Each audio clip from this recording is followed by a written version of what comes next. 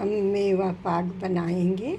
मेवा पाक बनाने के लिए हमने बादाम लिया है, 2 मुट्ठी बादाम है, 2 मुट्ठी काजू है और 2.5 मुट्ठी मखाना, आधी कटोरी पोस्ता के दाना। ये सब हम देसी घी में भून लेंगे।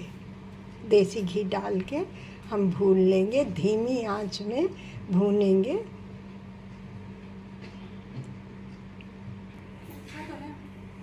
हमने 2 चम्मच भर के घी, देसी घी डाल के मखाना, बादाम, काजू और पोस्ता के दाना को भून लिए। सबसे बाद में हम पोस्ता के दाना को भूने हैं। तो ये हमारा भुन गया है। अब हम पीस लेते हैं मिक्सर में। हमने भूनने के बाद खूब दरदरा मोटा मोटा हमने पीस लिया है। तो ये हमारा बादाम, काजू, मखाना, पोस्ता के दाने को हमने पीस के तैयार कर लिया है। अब इसका हम बना लेते हैं पाक। अब हम मावा पाक बना लेते हैं। 250 ग्राम हमारा मावा है और ये आधी कटोरी तरबूज का बीज है। सबसे पहले हम बीज को भून के निकाल लेते हैं और इसी मिश्रण में मिला देंगे। ये बादाम, काजू, मखाना, पोस्ता का दाना जो हम पीस के रखे हैं, इसी में हम तरबूज के बीज को भून के डाल देते हैं। 1 कटोरी शक्कर से हम मावा पाक बनाएंगे। तरबूज के बीज को हमने भून लिया है। चिट चिट की आवाज़ आ रही थी और ये जल्दी भून जाता है। 2 मिनट में हमारा तरबूज का बीज भून के तैयार हो गया। हमने निकाल लिया है। अब हम मावा को भून लेते हैं। मावा को हमने भून लिया 3 मिनट। अब इसमें हम शक्कर डाल देंगे 1 कटोरी। तो आप पीसा शक्कर डालेंगे तो जल्दी तैयार हो जाएगा, लेकिन हम साबुत डाल रहे हैं। अब चलाते हुए हम मिला लेते हैं। चीनी हमारी खूब अच्छे से घुल गई है। अब थोड़ी देर इसको और हम 1 मिनट तक और हम भून लेते हैं। 1 मिनट तक हमने भून लिया है। अब ये बीजा और ये पिसा हुआ मेवा सब इसमें डाल के हम मिला लेते हैं अच्छे से।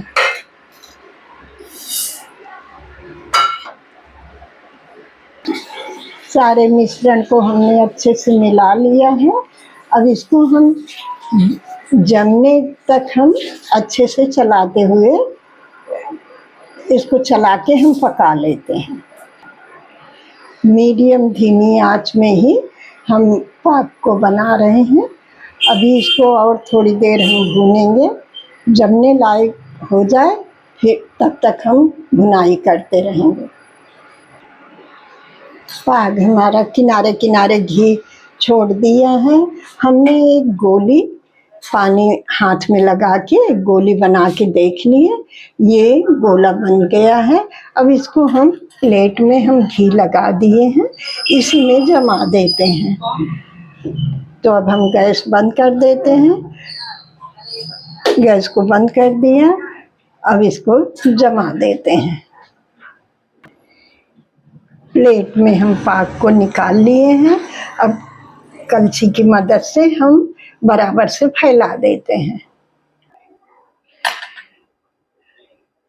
हमने जमा दिया दोनों प्लेट में। चम्मच में घी लगा के और ऐसे ऐसे करके हम थोड़ा चिकना कर दिए हैं दोनों प्लेट में, इस तरह से। अब 1 घंटे बाद हमारा मेवा पाक जम के तैयार हो जाएगा।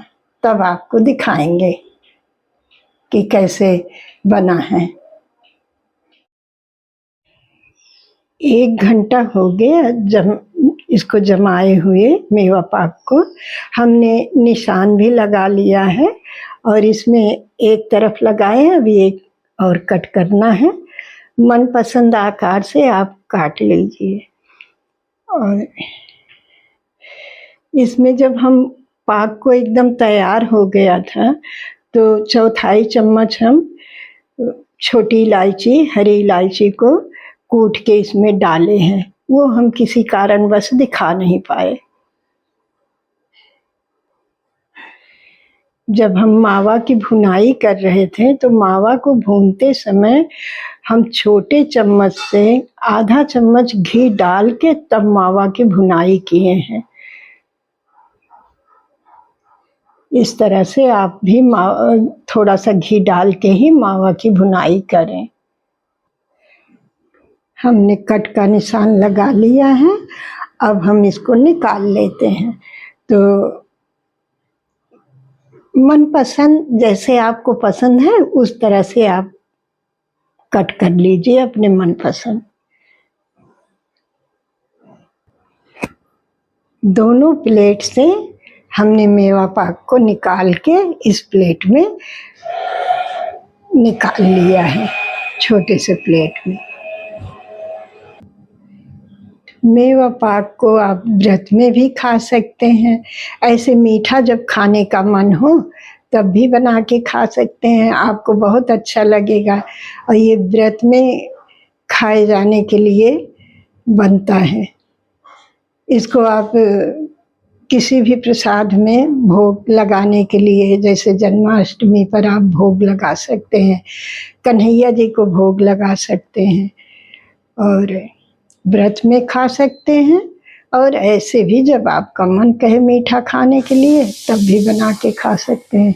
इस तरह से हमारा मेवा पाक बनके तैयार है। और आप लोग भी बना के बनाइए, अपने घर में भगवान को भोग लगाइए और खाइए, बहुत अच्छा लगता है।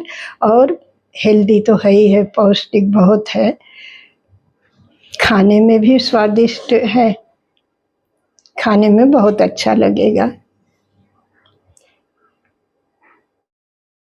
मेवा पाक को फ्रिज में रख के आप 10-12 दिन तक खा सकते हैं।